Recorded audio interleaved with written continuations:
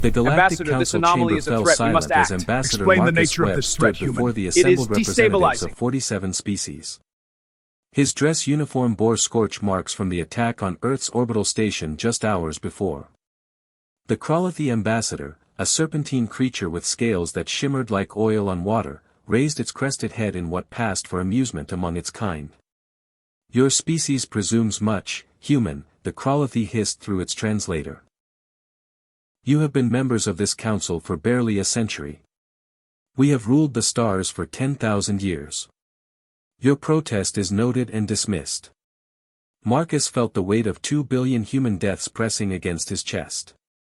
The Kralathi had obliterated Luna colony without warning, without mercy. Men, women, children, gone in nuclear fire because humanity had refused to surrender its antimatter research. "Ambassador Silthar," Marcus said quietly, his voice cutting through the chamber like a knife. "You want war?"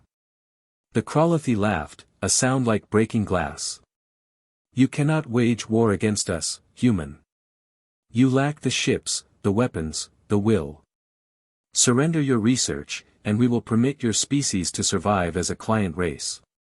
Marcus reached into his jacket pocket and withdrew a small data chip.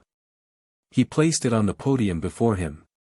"Then see your worlds reduced to cinders."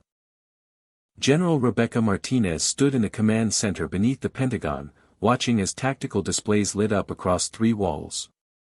Before her, holographic representations of 12 Kralathi star systems rotated slowly, each marked with military installations, population centers, and industrial complexes.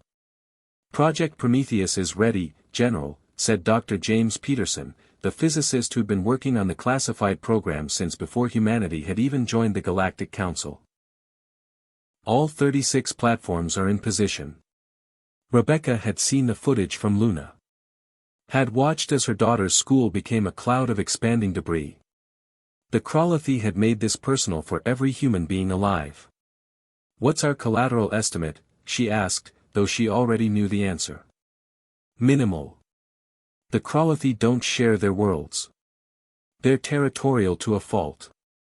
We hit their 12 core worlds, we hit only Kralathi." She thought about the ethics briefings, about the philosophers and politicians who'd argued for restraint. But restraint was what the Kralathi expected. Restraint was what every council species practiced: limited warfare, negotiated settlements, conflicts that dragged on for centuries.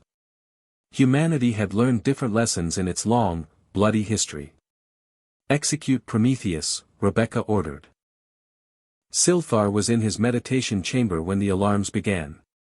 At first, he thought it was a drill. The humans couldn't possibly have moved so quickly. They were barely capable of faster-than-light travel, their military was laughably small compared to the Kralathi armada. The view screen activated automatically, showing a tactical display of the Krolath Prime system. Silthar's 3 hearts froze. 36 objects had materialized at the system's edge. Not ships. Platforms, each the size of a small moon. They were accelerating inward at impossible speeds, their trajectories calculating across his screen. 11 were aimed at Krolath Prime. The others targeted the mining colonies, the shipyards, the military installations scattered throughout the system. "What are they?" Silthar demanded of his military attaché. "Unknown, Ambassador. They appeared simultaneously across all 12 of our core systems. They're not responding to hails. They're not responding to weapons fire." The attaché's scales had paled to a sickly gray. "Ambassador, they're moving at 0.7 light speed. We can't intercept them in time." Silthar watched as the platforms reached their targets. For a moment, nothing happened. Then the screens went white. Marcus stood on the observation deck of humanity's newest warship, the Defiance, and watched the tactical feeds from a safe distance. Dr. Peterson stood beside him, his face illuminated by the glow of destruction. "Relativistic kinetic impactors," Peterson explained, though Marcus had read the briefing a dozen times. "Each platform accelerates a tungsten rod to 99% light speed. When it hits, well, Einstein does the rest. E equals mc squared. The energy release from a single impact was equivalent to 1,000 nuclear weapons. The platforms had dropped 3 rods each onto their targets. The Kralothi never saw it coming, Peterson continued. They thought in terms of energy weapons, missiles, conventional warfare.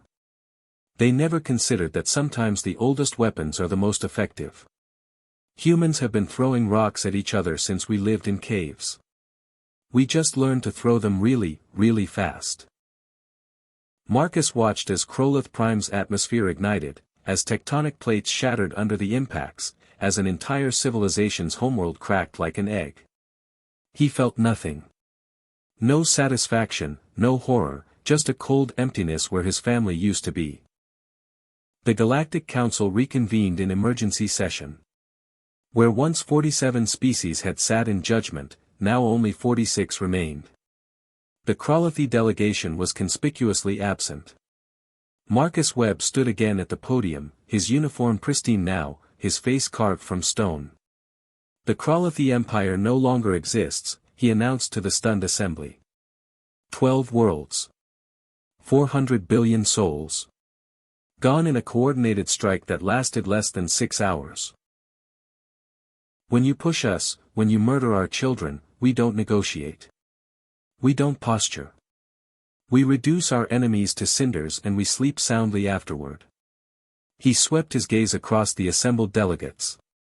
The Kralothi wanted war. They got exactly what they asked for.